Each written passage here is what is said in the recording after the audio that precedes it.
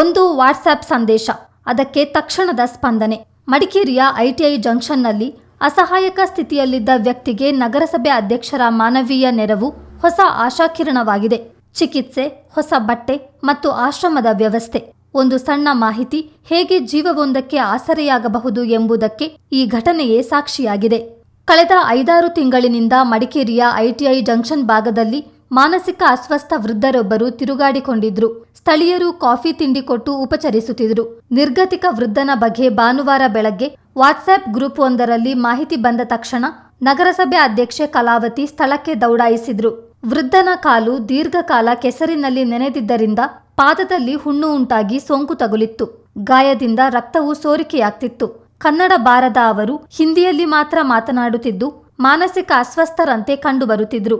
ನಗರಸಭೆ ಅಧ್ಯಕ್ಷೆ ಕಲಾವತಿ ಆಟೋದಲ್ಲಿ ವೃದ್ಧನನ್ನು ಜಿಲ್ಲಾಸ್ಪತ್ರೆಗೆ ಕರೆತಂದು ಚಿಕಿತ್ಸೆ ಕೊಡಿಸಿದ್ರು.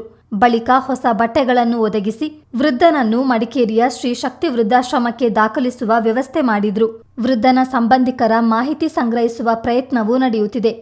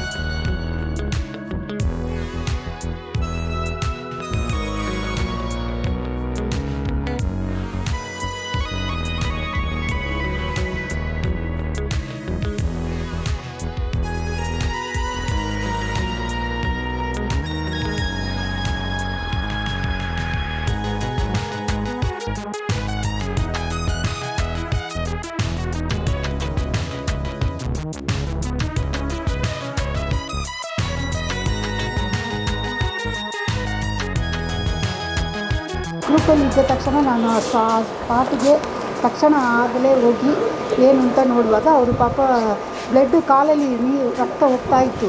ಶೂನೆಲ್ಲ ಬಿಚ್ಚಿಸಿ ಅದಕ್ಕೆ ಆದ ನಂತರ ಅವ್ರಿಗೆ ಬಟ್ಟೆ ಎಲ್ಲ ತಗೊಂಡೋಗಿ ಕೊಟ್ಟು ವ್ಯವಸ್ಥೆ ಮಾಡಿದ್ದೀವಿ. ಈಗ ಹಾಸ್ಪಿಟ್ಲಿಗೆ ಕರ್ಕೊಂಡು ಬಂದು ಅವರಿಗೆ ಟ್ರೀಟ್ಮೆಂಟ್ ಆಗ್ತಾ ಉಂಟು. ಮತ್ತು ಅವರು ಹಿಂದಿ ಭಾಷೆ ಮಾತಾಡ್ತಾರೆ, ಕನ್ನಡ ಗೊತ್ತಿಲ್ಲ.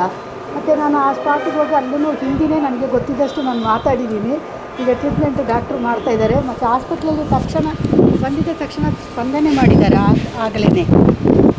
ಆಗಲೇ ಸ್ಪಂದನೆ ಮಾಡಿ ಅವ್ರಿಗೆ ಟ್ರೀಟ್ಮೆಂಟ್ ಆಗ್ತಾ ಉಂಟು. ಅದ ನಂತರ ನಾನು ಅವ್ರಿಗೆ ಏನು ಮಾಡಬೇಕು, ಈಗ ಒಂದು 2 ದಿವಸ ಇಲ್ಲಿ ಇರಬೇಕಾಗ್ತದೆ ಕಾಣ್ತದೆ. ಅದು ಆಶ್ರಮಕ್ಕೆ ಯಾವುದೋ ಆಶ್ರಮಕ್ಕೆ ವಿಚಾರಿಸಿದ್ದೀನಿ. ಅದು ಅವ್ರು ಕರ್ಕೊಂಡು ಹೋಗ್ತೀವಿ ಅಂತ ಹೇಳಿದ್ದಾರೆ. ನೋಡಬೇಕೀಗ ಏನು ವ್ಯವಸ್ಥೆ ಆಗ್ತದೆ ಅಂತ. ಕಾಲಲ್ಲಿ ಆದರೆ ಬ್ಲಡ್ ಬರ್ತಾ ಇದೆ, 2 ಕಾಲಲ್ಲಿ ಹುಣ್ಣಾಗಿ ಬ್ಲಡ್ ಬರ್ತಾ ಉಂಟು. ಎಲ್ಲಿ ಅಂತ ಹೇಳಿದರೆ IT ಹತ್ರ ಇದ್ದರು. ನನಗೆ ಗ್ರೂಪಲ್ಲಿ ಇದ್ದ ತಕ್ಷಣ ನಾನು ಆ ಗ್ರೂಪಲ್ಲಿ ಹಾಕಿದವರಿಗೆ ಫೋನ್ ಮಾಡಿ ಕೇಳಿದೆ, ಇದು ಏನು ವಿಷಯ, ಏನು ಗ್ರೂಪಲ್ಲಿ ಹಾಕಿದ್ದೀರಲ್ಲ, ಎಂತ ಆಯಿತು ಇವರಿಗೆ ಅಂತ ಕೇಳುವಾಗ, ಇವರು 6 ತಿಂಗಳಿಂದ ಸುತ್ತಾ ಇದ್ದಾರೆ ಮೇಡಮ್, ಇಲ್ಲಿ ಓಡಾಡ್ತಾ ಇದ್ದಾರೆ. ಹಾಗೆ ನಾವು ಕಾಫಿ ಟೀ ಎಲ್ಲ ಕೊಡ್ತೀನಿ, ಬ್ರೆಡ್ ಎಲ್ಲ ಕೊಡ್ತೀನಿ, ತಿಂತಾರೆ ಹೋಗ್ತಾರೆ. ಅದರಿಂದ ತುಂಬ ಬೇಜಾರಾಗ್ತಾ ಉಂಟು ನನಗೆ.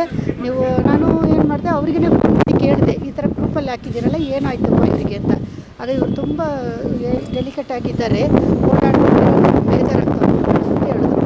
ಆಗ ನಾನು ಆ ಸ್ಪಾಟಿಗೆ ಹೋಗಿ ಅವ್ರು ಇದ್ದ ಕಡೆಗೆ ಕರ್ಕೊಂಡು ನಾನೇ ಹಾಸ್ಪಿಟ್ಲಿಗೆ ಆಟೋದಲ್ಲಿ ಕರ್ಕೊಂಡು ಬಂದು ವ್ಯವಸ್ಥೆ ಮಾಡಿದ್ದೀನಿ. ಡಾಕ್ಟ್ರ್ ಅವರು ಸಪೋರ್ಟ್ ಮಾಡಿದ್ದಾರೆ. ಅದರಿಂದ ಪಾಪ ಯಾರೋ ಅವರ ಮನೆಯವರು ಯಾರೋ ಬಿಟ್ಬಿಟ್ಟಿದ್ದಾರೆ. ಮತ್ತು ಅವರಿಗೆ ಲ್ಯಾಂಗ್ವೇಜು ಗೊತ್ತಿಲ್ಲ, ಹಿಂದಿನೇ ಮಾತಾಡ್ತಾ ಇದ್ದಾರೆ. ಅದರಷ್ಟು ವ್ಯವಸ್ಥೆ ಮಾಡಿದ್ದೀವಿ. ಇನ್ನು ನೋಡೋಣ ಏನು ಮಾಡೋದು ಅಂತ ವ್ಯವಸ್ಥೆ ಮಾಡಿಸ್ತೀವಿ. ಡಾಕ್ಟ್ರ್ ಏನು ಹೇಳ್ತಾರೆ ಅಂತ ಹೇಳಿದ್ರೆ, ಕಾಲಲ್ಲಿ ಹುಣ್ಣಾಗಿದೆ ಪಾಪ. ನೀರಲ್ಲಿ ಓಡಾಡಿ ಮಳೆ ಇತ್ತಲ್ಲ, ಆ ಮಳೆಯಲ್ಲಿ ಓಡಾಡಿ ಕೆಸರು ಹುಣ್ಣಾಗಿದೆ. ಆ ಕೆಸರಿನಿಂದ ಕಾಲು ಇನ್ಫೆಕ್ಷನ್ ಆಗಿದೆ. ಅದಕ್ಕೆ ಆದಂಥ ಟ್ರೀಟ್ಮೆಂಟ್ ಮಾಡ್ತಾಯಿದ್ದಾರೆ. ಈಗ ಬ್ಲಡ್ ಚೆಕಪ್ ಎಲ್ಲ ಮಾಡ್ತಾಯಿದ್ದಾರೆ. ಬ್ಲಡ್ ಚೆಕಪ್ಪಲ್ಲಿ ಏನು ಬರ್ತದೆ ನೋಡೋಣ. ಬ್ಲಡ್ ಚೆಕಪ್ ಮಾಡಿದ ಮೇಲೆ ಅದಕ್ಕೆ ಏನು ವ್ಯವಸ್ಥೆ ಮಾಡಿಸ್ತೀವಿ. ಆದರೆ ಹಾಗೇ ಬಿಡೋಕ್ಕಾಗಲ್ಲಲ್ಲ, ಒಂದು ಜೀವ ಅಲ್ಲ, ಅದಕ್ಕೇನು ವ್ಯವಸ್ಥೆ ಮಾಡಬೇಕು ನಾನು ಮಾಡಿಸ್ತೀನಿ. ಕೊಡಗು ವಿದ್ಯಾಲಯ ಅಲ್ಲಿರೋ ಆಶ್ರಮಕ್ಕೆ ಬಿಡೋವಂಥ ವ್ಯವಸ್ಥೆ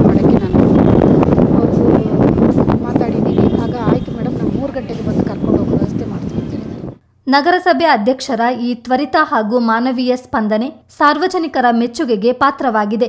ಕಾಳಜಿ ಹಾಗೂ ಮಾನವೀಯತೆಯ ಸ್ಪರ್ಶ ಹಲವರ ಹೃದಯ ತಟ್ಟಿದೆ. ಚಿತ್ತಾರ ನ್ಯೂಸ್, ಮಡಿಕೇರಿ.